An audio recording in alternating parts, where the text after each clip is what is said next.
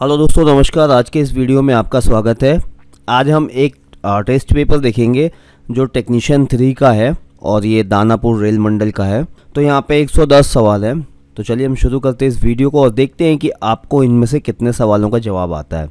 अगर आप जेई या फिर टेक्नीशियन के एग्ज़ाम की तैयारी कर रहे हैं तो ये वीडियो आपके लिए काफ़ी इंपॉर्टेंट होने वाला है। पहला सवाल, what is the full form of LHB? LHB का पूरा नाम क्या है? तो 4 ऑप्शन दिए गए हैं और राइट आंसर होगा बी, लिंक हॉफमैन बुश। यहाँ पे सवाल हिंदी और इंग्लिश दोनों में है और ये सेट ए है। इसके 3 सेट है, सेट बी, सेट सी। तीनों सेट हम लेंगे। ये इस चैनल को इसलिए सब्सक्राइब कर लीजिएगा। अगला सवाल, what is the maximum height of centre line of side CBC above rail for empty vehicles? खाली वाहन के लिए रेल के ऊपर साइड सीबीसी की केंद्र रेखा की अधिकतम ऊंचाई क्या है? और इसका राइट आंसर होगा सी, 1105 mm। ध्यान से देखिएगा। एक चीज़ आप देखते रहिएगा कि आपको इनमें से कितने सवालों के जवाब आते हैं ताकि आपको पता चल जाए कि आपकी तैयारी किस लेवल की है। सवाल number 3, what is minimum height of centre line of CBC above rail level for loaded vehicle? यानी लोडेड व्हीकल के लिए, लोड किए गए वाहन के लिए रेल स्तर से ऊपर सीबीसी की केंद्र लाइन की न्यूनतम ऊंचाई क्या होती है? सवाल नंबर 3 और इसका राइट आंसर होगा ए, 1030 mm। इससे नीचे नहीं होना चाहिए। कोई भी कोच हो, जब लोड होता है, लोड होने के बाद से उसका जो सीबीसी होता है या फिर उसका बफर होता है वो 1030 mm से नीचे नहीं होना चाहिए। और ये जो हाइट है रेल लेवल के टॉप से ली जाती है। सवाल number 4, what is the new wheel diameter of LHB coach? LHB coach के नए व्हील का व्यास क्या है? नया व्हील का व्यास क्या है? सवाल नंबर 4 और इसका राइट आंसर होगा बी, 915 mm। सवाल नंबर 5, एलएचबी कोचों में व्हील फ्लैंज की मोटाई क्या है? ये सारे सवाल एलएचबी से काफ़ी इंपॉर्टेंट है। एलएचबी कोचों में व्हील फ्लैंज की मोटाई क्या है? और राइट आंसर होगा इसका बी, 26.5 mm। अगला सवाल, सवाल number 6, what is the thickness of brake disc? Brake disc की मोटाई कितनी होती है? सवाल नंबर 6, ब्रेक डिस्क की मोटाई कितनी होती है? और इसका राइट आंसर होगा यहाँ पे बी, 110 mm। सवाल number 7, what is the maximum temperature limit for टिमकम CTBU? यानी कि ये टिमकम CTBU बैरिंग जो होता है, CTBU बैरिंग होता है, इसका अधिकतम तापमान सीमा क्या है? सवाल नंबर 7 और इसका राइट आंसर होगा बी, 80 सेंटीग्रेड। अगला सवाल, सवाल number 8, how many shock absorbers are used in LHB coaches? LHB coach में कितने शॉक एब्जॉर्बर का इस्तेमाल किया गया है या किया जाता है? तो राइट आंसर होगा 18। अगर पूरे कोच की बात की जाए तो 18 शॉक एब्जॉर्बर्स का इस्तेमाल किया जाता है, जिसे हम डैम्पर भी कहते हैं। तो कंफ्यूज मत होइएगा। अगर सवाल ये आए कि एलएचबी कोच में कितने डैम्पर का इस्तेमाल किया जाता है तो उसका आंसर भी 18 ही होगा। तो डैम्पर और शॉक एब्जॉर्बर एक ही चीज़ है। तो पूरे एक कोच में 18 शॉक एब्जॉर्बर का इस्तेमाल किया जाता है। और अगर एक बोगी की बात की जाए तो एक बोगी में 9 शॉक एब्जॉर्बर या फिर डैम्पर का इस्तेमाल किया जाता है। सवाल number 9, What is the name of shock absorber connecting between bogie and car body? Boggy और कार बॉडी के बीच जुड़ा हुआ जो शॉक एब्जॉर्बर होता है या जो डैम्पर होता है उसका नाम क्या है? और इसका राइट आंसर होगा सी, योर डैम्पर। उसको योर डैम्पर कहते हैं। सवाल number 10, what is the length over CBC of LHB coaches?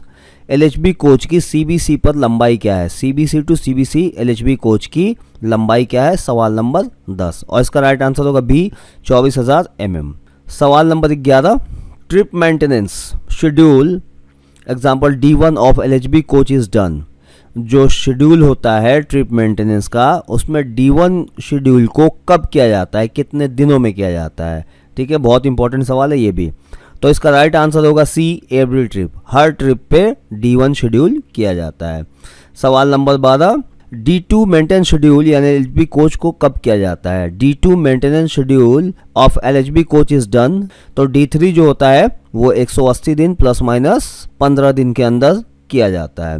अगला सवाल, सवाल नंबर 13। देखिए ये सारे सवाल एलएचबी से हैं तो काफ़ी इंपॉर्टेंट है। आने वाले एग्जाम में आपको इसमें से बहुत सारे सवाल देखने को मिल सकते हैं। सवाल number 13, SS3 of LHB coaches is done. LHB coach का जो SS3 होता है वो कब होता है? 4 ऑप्शन दिए गए हैं, 5 साल, 4 साल, 3 साल या फिर 12 लाख किलोमीटर हो जाए, 6 साल या फिर 14 लाख किलोमीटर हो जाए। तो कब किया जाता है? तो इसका राइट आंसर होगा डी, 6 साल या फिर 24 लाख किलोमीटर हो जाए। इन दोनों में से जो पहले हो जाएगा तो उस एलएचबी कोच का SS3 किया जाएगा। सवाल नंबर 14, सवाल नंबर यहाँ पे 14 है, आयोज of LHB coaches is done. LHB coach का आयोज कब किया जाता है? 18 महीने, 12 महीने, 9 महीने या फिर 14 महीने। तो राइट आंसर होगा ए, 18 महीने। आईसीएफ का जो आयोज होता है 9 महीने में होता है और एलएचबी का जो आयोज होता है वो 18 महीने में होता है। अगला सवाल, सवाल number 15, codal life of LHB coaches is. LHB coach का कोडल लाइफ कितना होता है? ये काफ़ी इंपॉर्टेंट सवाल है और इसका राइट आंसर है, यहाँ पे देख लेते हैं क्या क्या ऑप्शन है। 30 साल, 25 साल, 35 साल।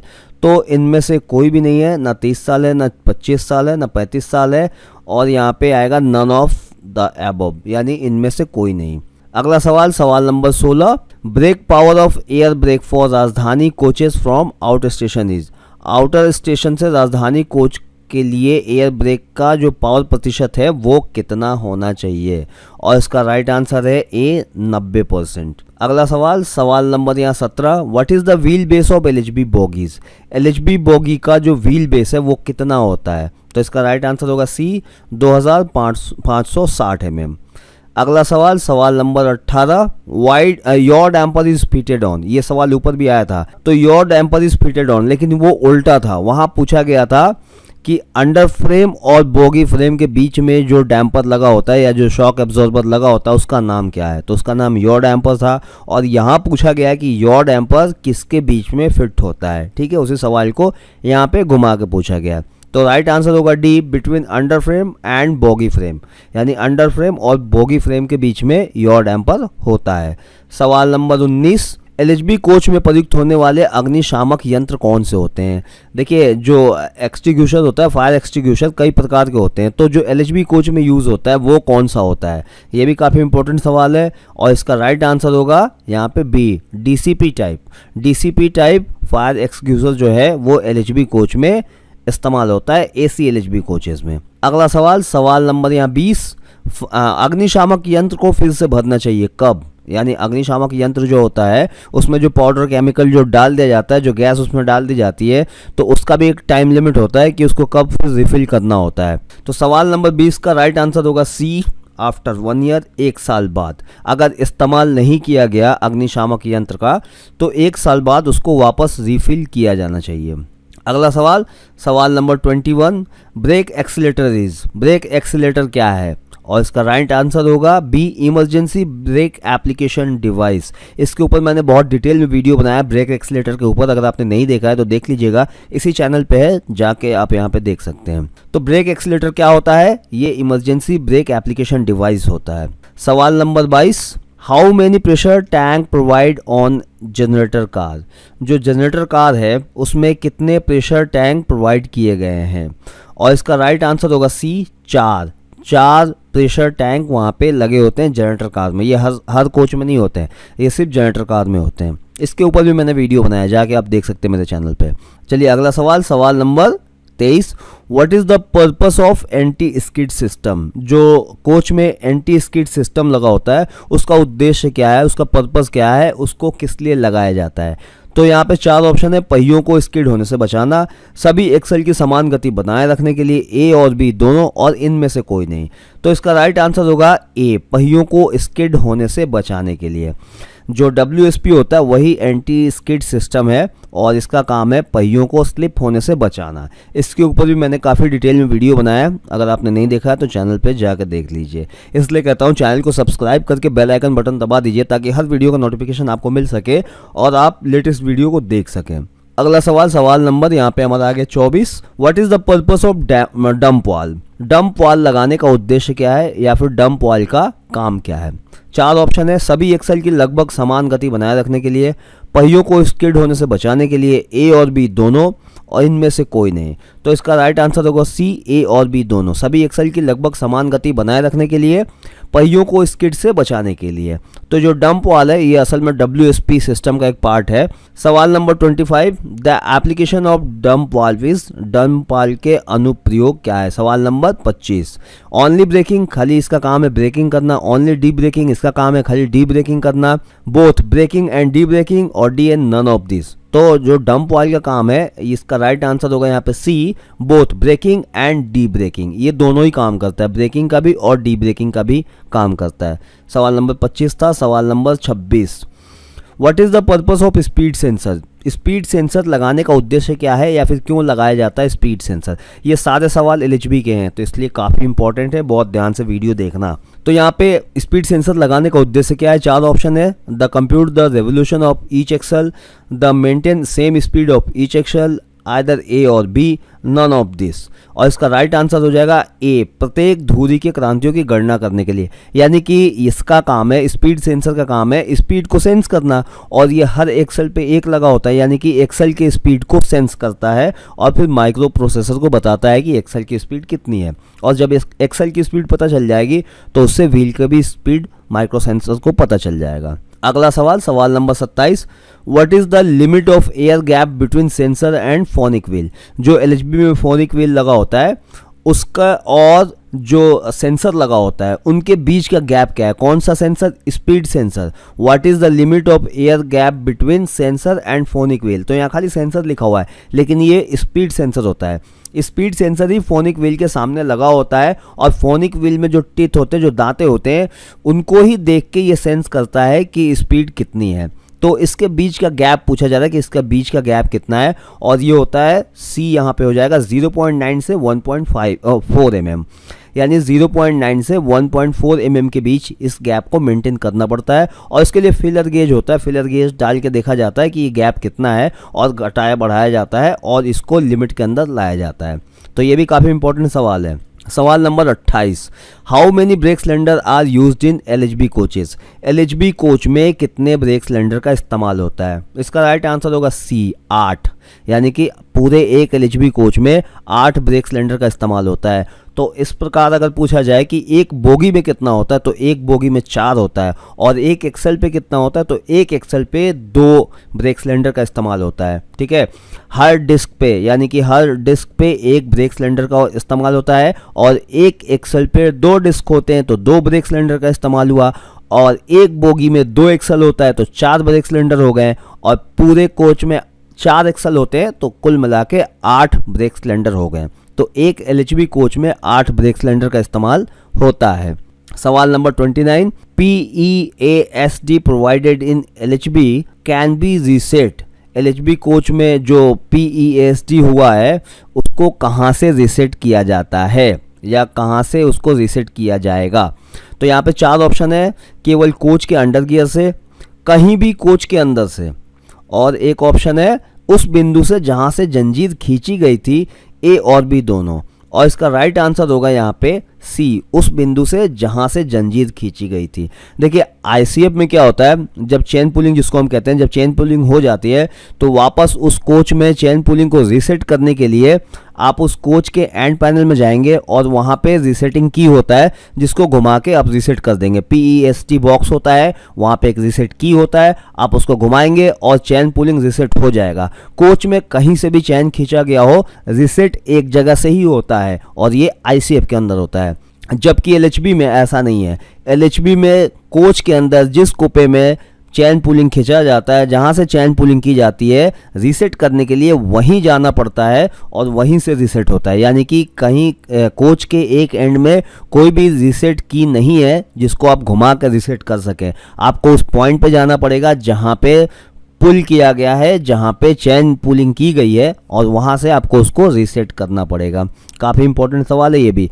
सवाल number 30, location of isolating cock provided in PEASD in LHB coaches. जो PEASD होता है, इसको आइसोलेट करने का एक कॉक होता है जिससे आप इस पूरे सिस्टम को बंद कर सकते हैं, वो कहाँ होता है, उसका लोकेशन कहाँ है, वो इस सवाल में पूछा जा रहा है। 4 ऑप्शन है, अंडर गियर पर, आपातकालीन ब्रेक वाल्व के पास, कोई आइसोलेटिंग कॉक नहीं दिया गया है, और इनमें से कोई नहीं। तो इसका राइट आंसर होगा सी, कोई आइसोलेटिंग कॉक प्रदान नहीं किया गया है। ठीक है, आईसीएफ में ये चीज़ था, आईसीएफ में आप ईएसडी को आइसोलेट कर सकते थे, वहाँ पे एक आइसोलेटिंग कॉक दिया गया था जिसको अगर आप बंद कर देते हैं तो उस कोच से चैन पुलिंग नहीं हो सकता था। लेकिन एलएचबी में ये चीज़ नहीं है, एलएचबी में आप ईएसडी को बाईपास नहीं कर सकते हैं, आप उसको आइसोलेट नहीं कर सकते हैं। अगला सवाल, सवाल number 31, minimum gap between brake disc and brake pad is. जो ब्रेक डिस्क होता है ब्रेक पैड के पास, ब्रेक डिस्क के ऊपर ब्रेक पैड होता है, उनके बीच का गैप कितना होता है, यानी ब्रेक पैड और ब्रेक डिस्क के बीच में जो गैप होता है वो कितना होता है, उसको कितना मेंटेन किया जाता है। और इसका राइट आंसर है बी, 1 mm। ध्यान रखिएगा 1 mm का गैप मेंटेन किया जाता है। सवाल number 32, maximum length of brake pad in LHB coaches is. जो ब्रेक पैड की अधिकतम लंबाई कितनी होती है एलएचबी कोच में। सवाल नंबर 32 और इसका राइट आंसर होगा बी, 400 mm। 400 mm इसकी अधिकतम लंबाई होती है किसकी, ब्रेक पैड की। सवाल number 33, hand brakes provided on number of wheels in LHB coaches is. LHB coach में जो हैंड ब्रेक होता है वो कितने व्हील पे दिया गया है। यहाँ भी इसके 4 ऑप्शन आपको दिए गए हैं, सिर्फ एक, any 2, any 3, none of this, इनमें से कोई नहीं। तो इसका राइट आंसर होगा बी, एनी 2, यानी कोई 2, किसी 2 व्हील पे ही हैंड ब्रेक काम करता है। अगला सवाल, सवाल नंबर यहाँ पे 34, bypass system is used in brake system when. सवाल नंबर 34, ब्रेक सिस्टम में बाईपास सिस्टम का प्रयोग कब किया जाता है। जब एपी पाइप टूटा हुआ है, बीपी पाइप टूटा हुआ है, नली का पाइप टूटा हुआ है, या फिर इनमें से कोई नहीं। यानी ये एलएचबी के लिए पूछा जा रहा है, एलएचबी कोच में कब बाईपास सिस्टम का प्रयोग किया जाता है। और इसका राइट आंसर होगा डी, इनमें से कोई नहीं। एलएचबी कोच में बाईपास सिस्टम का प्रयोग नहीं किया जाता है, क्योंकि अगर आप एलएचबी में बाईपास कर देंगे, यानी कि बीपी का पाइप फट गया और उस कोच का बाईपास कपलिंग लगा के आप उसको बाईपास कर देते हैं तो पूरी ट्रेन सिंगल पाइप हो जाएगी। और एलएचबी में एफपी का जो काम है वो सिर्फ फीड करना नहीं है, एफपी का बहुत सारा काम होता है एलएचबी में, एयर स्प्रिंग लगा होता है, फिर डब्ल्यूएसपी है, इन सब में एफपी का काम होता है, एफपी का प्रेशर चाहिए होता है, इसलिए उसको बाईपास नहीं किया जाता है, बल्कि एक पाइप रहता है जिसको दोनों एंड में एफपी या फिर बीपी के पाम लगे होते हैं और उसको एक कोच से दूसरे कोच दौड़ा दिया जाता है। सिर्फ एक कोच को डमी किया जाता है और बाकी पूरी गाड़ी को ट्विन पाइप सिस्टम में चलाया जाता है। तो बाईपास कपलर का प्रयोग नहीं होता है एलएचबी कोच में। अगला सवाल, सवाल नंबर 35, रेक टेस्ट के दौरान बीपी में अधिकतम गिरावट की अनुमति कितनी है। During drop test of the rake the maximum drop permitted in BPs. यानी जो ड्रॉप टेस्ट होता है पूरे रेक का, उसमें मैक्सिमम कितना ड्रॉप हो बीपी में ये परमिटेड है, ये कितना ड्रॉप हो ये परमिटेड है। तो इसका राइट आंसर होगा ए, 0.2 किलोग्राम पर सेंटीमीटर स्क्वायर। अगर इतना ड्रॉप है तो ये परमिटेड होगा, आप उस गाड़ी को जाने दे सकते हैं। ठीक है, बहुत इंपॉर्टेंट सवाल है ये। अगला सवाल, सवाल number 36, during air brake testing after connecting BP होस pipe what should be checked. Air brake testing के दौरान बीपी होस पाइप जोड़ने के बाद क्या चेक करना चाहिए। तो यहाँ पे 4 ऑप्शन है, केवल बीपी गेज दबाव दिखाता है, केवल एफपी गेज दबाव दिखाता है, बीपी और एफपी गेज दोनों दबाव दिखाते हैं, और उपरोक्त में से कोई भी। तो यहाँ पे देखिए, जब भी टेस्टिंग के दौरान सबसे पहले अगर आप बीपी पाइप जोड़ते हैं और उसके बाद अगर आप देखेंगे तो पहले बीपी का गेज देखना है कि उसमें प्रेशर आ रहा है कि नहीं, उसके बाद आप एफपी के गेज को भी देखना है कि एफपी में प्रेशर आ रहा है कि नहीं। अगर बिना एफपी जोड़े एफपी के गेज में प्रेशर दिखाता है तो इसका मतलब है कोई एक एनआरबी खराब है। कौन सा एनआरबी? जो एआर टैंक के पहले लगा होता है, एक्सेलरी टैंक के पहले जो एनआरबी लगा होता है वो खराब है, तभी जो हमारा बीपी का प्रेशर है वो एफपी के गेज में दिखा रहा है। तो इसलिए इन सब चीज़ों को देखना ज़रूरी है। बीपी और एफपी दोनों गेज में दबाव दिखाते हैं, ये भी देखना ज़रूरी है कि दोनों में से दबाव दिखाते हैं कि नहीं दिखा रहे हैं, या एक ही में दिखा रहा है। अगर एनआरबी ख़राब नहीं होगा तो जब बीपी या पाइप जोड़ेंगे तो सिर्फ बीपी गेज में प्रेशर दिखाएगा। तो इसलिए इन सब चीज़ों को चेक करना है। तो राइट आंसर होगा डी, उपरोक्त में से सब सारी चीज़ें। सवाल नंबर यहाँ पे 37, सर्विस एप्लीकेशन के दौरान ब्रेक को अंदर लगना चाहिए। During service application the brake should be apply in, यानी जब सर्विस एप्लीकेशन होता है तो ब्रेक कितने सेकंड में लग जाना चाहिए। सवाल नंबर 37, ब्रेक कितने सेकंड में लग जाना चाहिए, और इसका राइट आंसर होगा सी, 3 से 5 सेकंड। यानी जैसे सर्विस एप्लीकेशन सर्विस होता है वहाँ पे 3 से 5 सेकंड में ब्रेक लग जाना चाहिए। ये भी बहुत इंपॉर्टेंट सवाल है, इस सवाल को भी आप ध्यान से अपने ध्यान में रख लीजिए। सवाल number 38, the CBC fitted on LHB coaches has dash feature. जो LHB कोच में लगे CBC होती है उसमें किस तरह की सुविधा होती है, वो किस प्रकार की होती है। तो यहाँ पे बहुत तरह की चीज़ें हैं, एंटी स्लिपिंग है, फिर एंटी क्लाइंबिंग है, एंटी रोटेशन है, एंटी क्रिपिंग है। तो इसमें से कौन सा सही है, तो इसका राइट आंसर होगा सी, एंटी क्लाइंबिंग है। यानी एक्सीडेंट के वक्त कोच एक दूसरे के ऊपर नहीं चढ़ते हैं, LHB कोच एक दूसरे के ऊपर नहीं चढ़ते हैं, इसलिए इनको एंटी क्लाइंबिंग कहा जाता है। ठीक है, सवाल नंबर 38 कंप्लीट। अब चलते हैं सवाल number 39। During coupling operation the coach should be, coupling करने के दौरान क्या होना चाहिए, कोच का पोजीशन किस तरह का होना चाहिए। तो यहाँ पे 4 ऑप्शन है, on a curve track, on a straight track, सीधे रास्ते पे, आइदर ए और बी, नन ऑफ दिस।